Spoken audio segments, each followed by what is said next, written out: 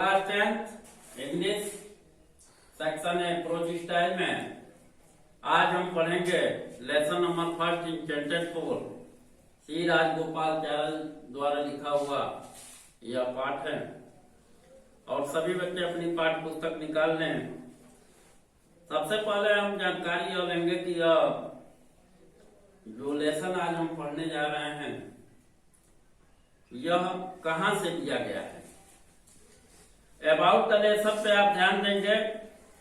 This lesson is an extract from Mahabharata. यह पाठ महाभारत महाकाव्य से लिया गया है।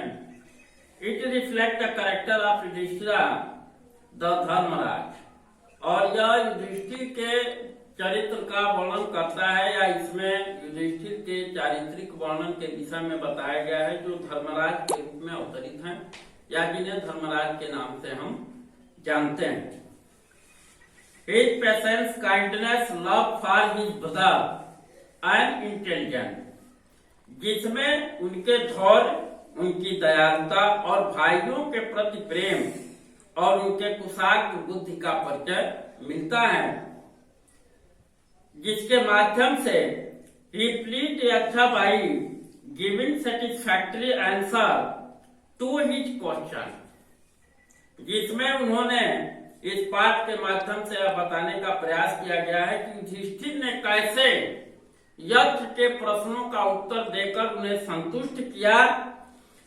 द यक्ष वाज प्लीज्ड विथ युधिष्ठिर इम्पार्टियलिटी, जिसमें यक्ष प्रसन्न होकर उनके निष्पक्ष भाव को देखते हुए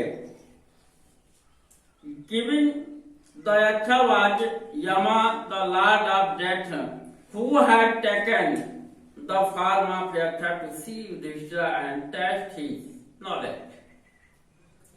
अभी आपको बताया गया कि युधिष्ठिर के उदारतापूर्ण उत्तर से प्रसन्न होकर, निष्पक्षता पर प्रसन्न होकर यक्ष उनसे प्रभावित हुआ। और यक्ष कौन था? वह मृत्यु के देवता थे जिन्हें हम यमराज के नाम से जानते हैं। और उन्होंने यक्ष का रूप धारण करके युधिष्ठिर के बुद्धिमत्ता का और साथ में उनके बौद्धिक क्षमता का परीक्षण के लिए यक्ष का रूप यमराज ने धारण किया था, जिसके विषय में इस पाठ में श्री राजगोपालाचार्य जी ने वर्णन किया है। Being satisfied with his answer, he pleaded him and disappeared. और उनके द्वारा दिए गए उत्तरों से प्रभावित होकर उन्हें वरदान देकर, उन्हें आशीर्वाद देकर यक्ष पुनः अंतर्ध्यान या गायब हो गए।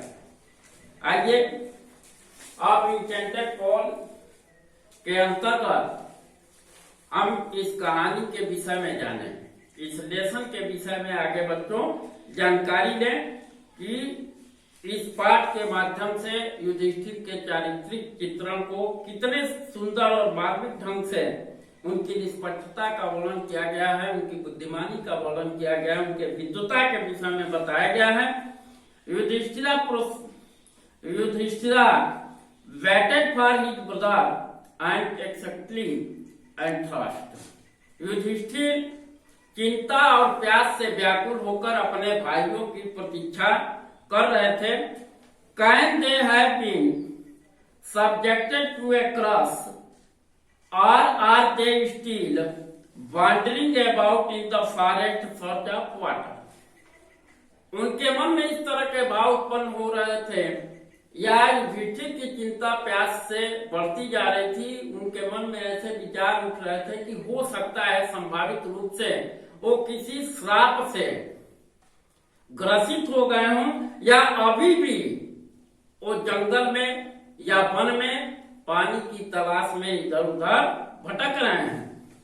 कैन दे हैव फेंटेड और डाइड ऑफ थ्रस्ट, या यह भी हो सकता है कि या वो अचेत मुद्रा में हो या वो मर चुके हों या प्यास से उनकी मृत्यु हो गई हो।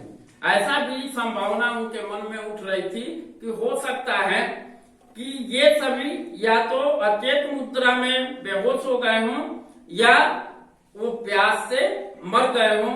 ऐसा विचार करते हुए अनेबल टू बियर दीज था, इन विचारों में डूबे हुए हैं, मैंने ऐसा विचार करते हुए and driven by an overpowering thrust, वह प्यास से व्याकुल होने लगे। अभी इन्हीं विचारों में डूबे हुए थे, लेकिन वो प्यास से क्या हुए, निरंतर व्याकुल होते जा रहे थे। He gave up waiting and started out to look for his brother and the pool, hoping that he might find them.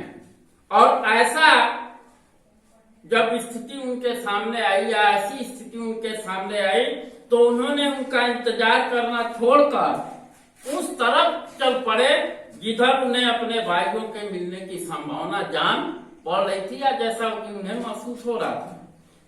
Yudhishthira proceeded in the direction his brother had taken and kept on walking through. Yudhishthir उस दिशा में निरंतर बढ़ते जा रहे थे जहां उन्हें इस तरह की संभावना व्यक्त हो रही थी कि हमारे भाई इस दिशा में जा सकते हैं। उसी डायरेक्शन में युधिष्ठिर ने अपने यात्रा शुरू की, या उनकी खोज में निकल पड़े। और जिस मार्ग से वो निकले, through track full of wild bear, उनके रास्ते में जंगली भालू मिले, स्पॉटेड हिरन, डियर, और चित्तीदार हिरन भी रास्ते में उन्हें मिले।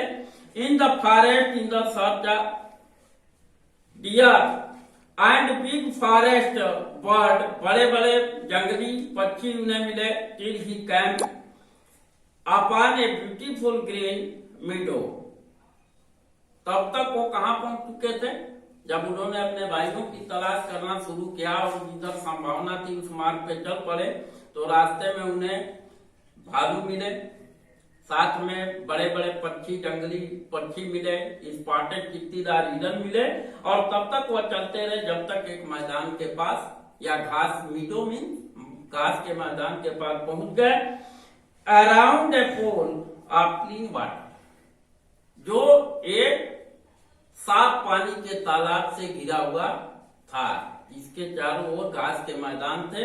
ऐसे जगह पर वो पहुंचे।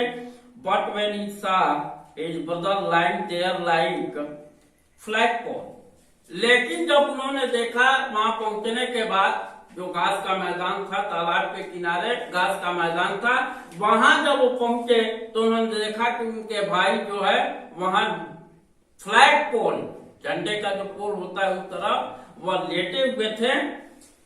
Enable to restrain his grief, he lifted his voice and fact. उन्होंने जब अपने भाइयों की यह दशा देखी और उनके असक्षम भाव को देखा, तो उनके मन में इस तरह का भाव उत्पन्न हुआ कि वह फूट फूट कर रोने लगे, या दुखी मुद्रा में, अपने भाइयों की दशा देखकर दुखी मुद्रा में वह रोने लगे। अब इसमें प्यारे बच्चों आपको करना क्या है, पहले इसको ट्रांसलेट इनटू हिंदी, हिंदी में ट्रांसलेट कीजिएगा, और साथ में इस पैराग्राफ को आप कंठस्थ करेंगे। आगे का क्लास अनवरत रूप से पुनः चलता रहेगा। धन्यवाद। और आपकी सहभागिता, ज्यादा से ज्यादा जो बच्चे इससे जुड़ ना पाए उन्हें जुड़ने का प्रयास करें, और पठन पाठन की प्रक्रिया को सुचारू रूप से चलाने का प्रयास करें।